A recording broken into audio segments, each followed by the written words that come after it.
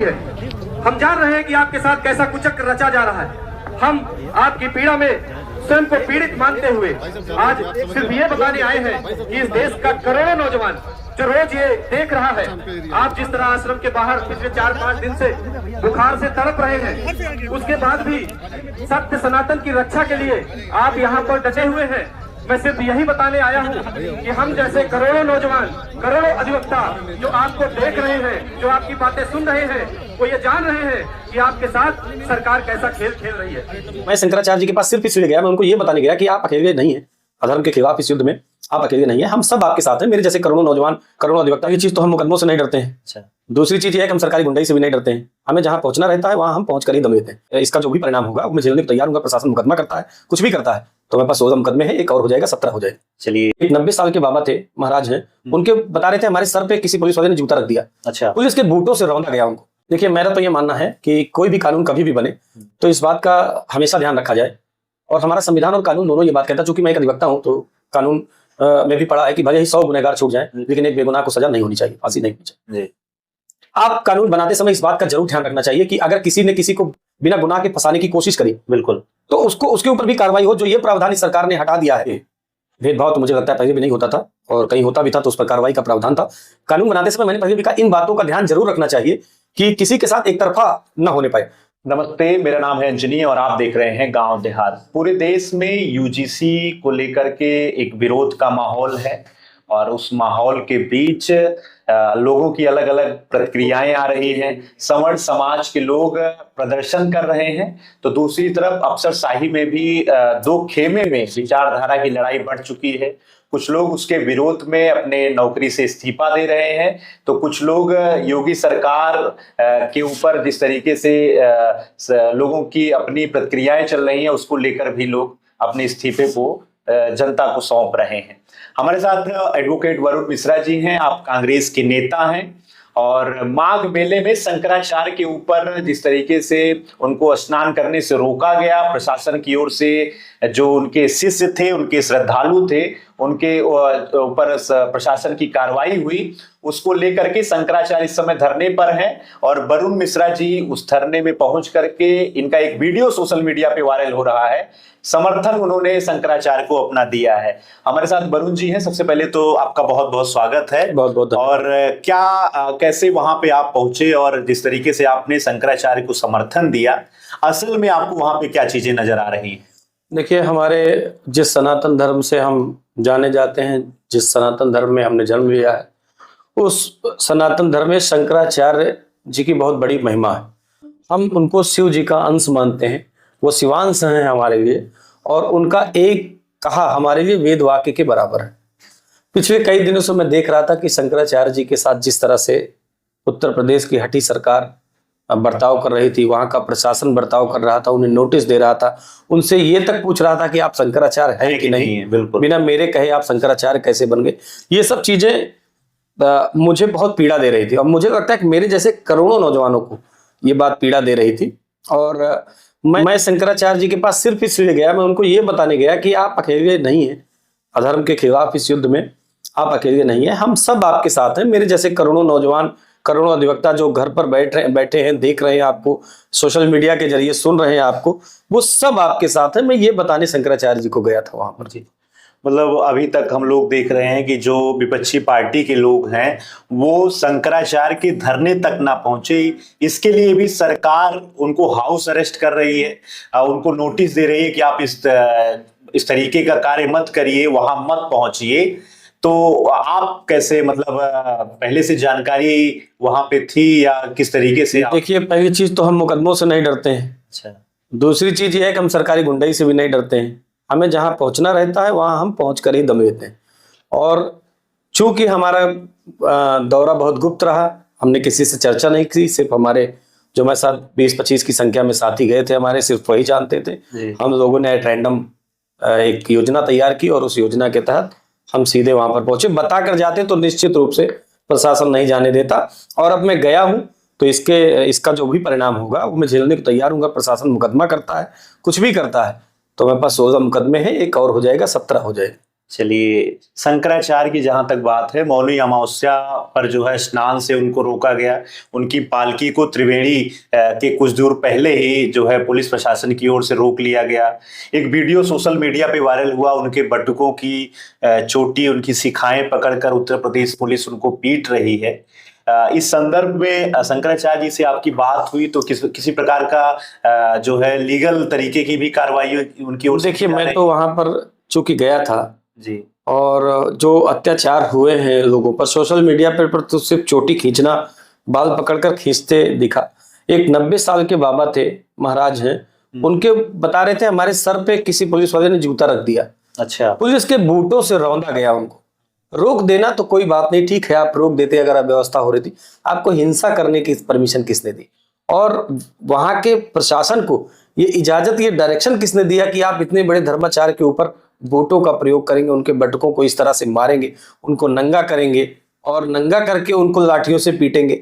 ये तो मैं जब वहां गया तब मुझे पता चला। हमने तो सिर्फ चोटी खींचते वीडियो देखा था कि इस तरह का जो अपमान किया। मैं कहता हूं कि निश्चित रूप से आप देखिएगा, जड़ से अगर उत्तर प्रदेश की सरकार उखड़ नहीं गई तो आप बताइएगा, ब्राह्मण के श्राप में बहुत ताकत होती है। शंकराचार्य जी जितने दिन बैठे हैं, जितने दिन बाहर बैठे, जितने दिन अनशन पर हैं, उतनी पीढ़ियों का नाश होगा उन लोगों का जो लोग इस कुकृत्य में शामिल है। तो अभी प्रशासन जो है उनके धरने को लेकर कुछ कंटिन्यू रहेगा कि या फिर समाप्त करके वो आगे क्या कुछ योजना? अब ये निर्णय तो भगवान श्री ही करेंगे कि उन्हें क्या करना है, लेकिन हम लोगों ने उनसे ये कहा है कि आपको जब भी आवश्यकता हो आप हमें एक बार आदेशित करिएगा, हम लोग आपके साथ हैं। मैं यही बताने उनको गया भी था और हम लोग अभी भी बिल्कुल अलर्ट मोड में हैं। वहां से कोई डायरेक्शन आएगा तो तुरंत उसका पालन किया जाएगा और जहां भी जाना होगा हम लोग पहुंचेंगे वहां। चलिए, देश में दो मुद्दे चल रहे हैं। एक, शंकराचार्य को अनशन पर बैठे हैं, उनको स्नान से रोका गया, उसके खिलाफ। और दूसरा, एक यूजीसी का एक नया जो है कानून आया है। नए नियमों के मुताबिक एससी, एसटी और ओबीसी वर्ग के साथ भेदभाव ना हो, उनको सुरक्षा प्रदान करने के लिए इस नियम को यूजीसी की ओर से लागू किया गया है। इन नए नियमों का सवर्ण समाज की ओर से विरोध किया जा रहा है। आपके कांग्रेस पार्टी के भी बड़े नेता, चाहे वो राज्यसभा सांसद प्रियंका चतुर्वेदी हो या अलग अलग लोग, इसका विरोध कर रहे हैं। वहीं दूसरी तरफ ये भी देखा जा रहा है कि जिस समिति ने इस नियम को मंजूरी दी है उसके अध्यक्ष स्वयं दिग्विजय सिंह जी रहे। देखिए, मेरा तो ये मानना है कि कोई भी कानून कभी भी बने तो इस बात का हमेशा ध्यान रखा जाए, और हमारा संविधान और कानून दोनों ये बात कहता, चूंकि मैं एक अधिवक्ता हूं तो कानून में भी पढ़ा है कि भले ही 100 गुनहगार छूट जाएं लेकिन एक बेगुनाह को सजा नहीं होनी चाहिए, फांसी नहीं होनी चाहिए।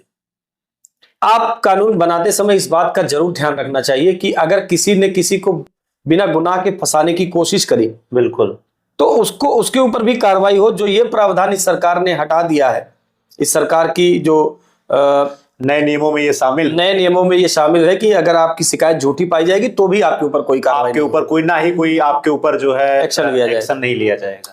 तो बराबर करने का मतलब ये थोड़ी है कि आप किसी के साथ भेदभाव कर दीजिए। मैं जिस स्कूल में पढ़ा हूं या मेरे क्लास में जो पढ़े हैं, मैं तो कभी जानता ही नहीं था कि फला जाति क्या होती है। ये तो मोदी सरकार ने बताया कि एसटी, एससी, ओबीसी भी कुछ होता है। पहले तो इन्होंने धर्म को बांटा, हिंदू मुसलमान किया, अब हिंदुओं में भी इतना विभेद पैदा कर दे रहे हैं कि एसटी को ओबीसी से बढ़ा दे, ओबीसी को सवर्ण से बढ़ा दे, सवर्ण को इससे बढ़ा दे।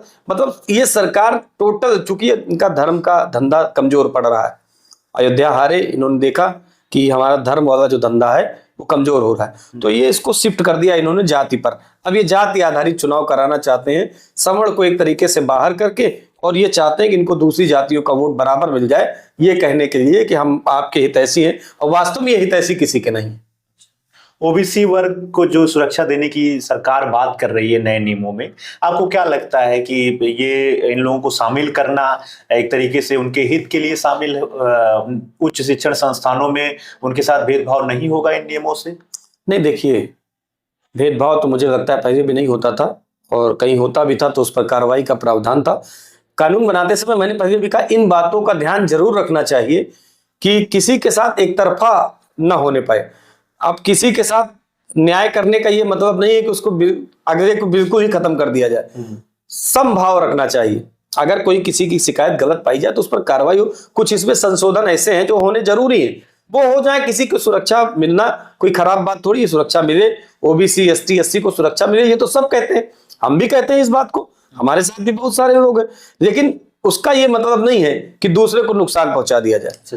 संवर्ण समाज के लोग जिस तरीके से प्रदर्शन कर रहे हैं जी, आपको लगता है कि वो भी सही है? एक तरीके से सड़कों पे लोग उतर रहे हैं, इस नए नियम के खिलाफ प्रदर्शन कर रहे हैं, कुछ अधिकारी इस्तीफा भी दे रहे हैं। देखिए मैं तो ये समझता हूं कि धरना प्रदर्शन और सड़क पर उतरना ये तो हमारे लोकतांत्रिक और मौलिक अधिकार है, ये होते रहना चाहिए। ये नहीं होंगे तो सरकार को अपनी गलतियां कैसे पता चलेंगी, उसमें सुधार कैसे आएगा? अगर धरना प्रदर्शन होगा, हम अपनी बात कोई रखेगा, तभी तो सरकार को पता चलेगा कि उसने क्या गलतियां की हैं, तो उसमें आगे से संशोधन क्या हो सकते हैं, अच्छे क्या हो सकते हैं। हम तो अभी भी सरकार से कहते हैं कि ईश्वर भगवान सरकार को बुद्धि दे और वो ये जो नया नियम लेकर आए इसमें संशोधन करे, किसी का अहित ना हो ये ध्यान में रखा जाए और किसी का हित भी प्रभावित ना हो ये भी ध्यान रखा जाए। चलिए, एक ताजा मुद्दा उत्तर प्रदेश का ही है। बरेली जनपद के एक सिटी मजिस्ट्रेट थे, उनका नाम अलंकार अग्निहोत्री, आपने खबरों में भी पढ़ा होगा, उनका वीडियो भी देखा होगा कि लखनऊ से बरेली के जिलाधिकारी के पास फोन आता है और उनको जाति सूचक गालियां दी जाती है और उनको अरेस्ट किया जाता है आवास पर, उनका वीडियो भी वायरल होता है।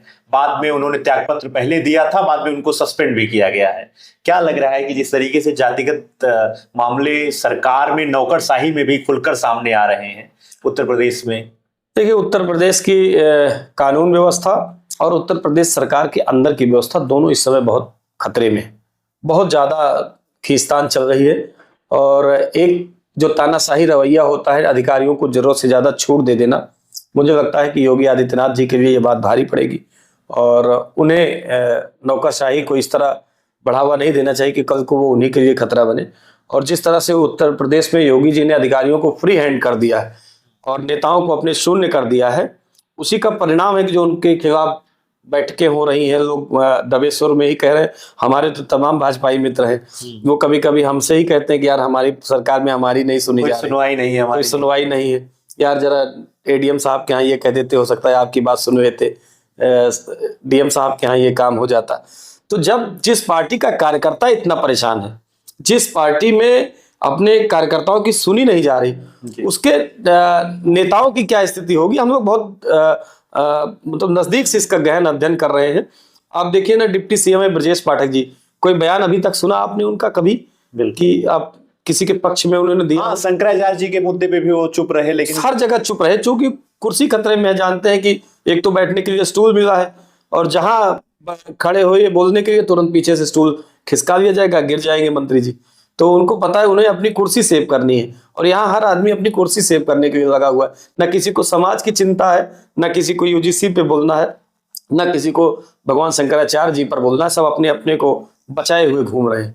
चलिए, हमारे साथ एडवोकेट वरुण मिश्रा जी थे, आप कांग्रेस के नेता भी हैं और आपसे दो सबसे ज्वलंत मुद्दों पर हमने बात की, आपने अपनी बात रखी है। सबसे पहले तो शंकराचार्य अभिमुक्तेश्वरानंद जी महाराज जो माघ मेले में स्नान को लेकर के उनको प्रशासन की ओर से रोका गया था, वहां सीधा गए थे, वहां पे आपने बातचीत किया था। तो मौजूदा हालात क्या हैं, किस तरीके से अनशन चल रहा था, घटना क्या हुई थी, इस विषय पर विशेष तौर पर वरुण जी ने अपनी बात रखी है। और यूजीसी पर कांग्रेस पार्टी और संवर्ण समाज क्या सोचता है, परिवर्तन होना चाहिए कि नहीं होना चाहिए, दोनों विषयों पर आपने बेबाकी से अपनी बात रखी, आपने समय दिया। बहुत बहुत धन्यवाद आपका। बहुत बहुत धन्यवाद।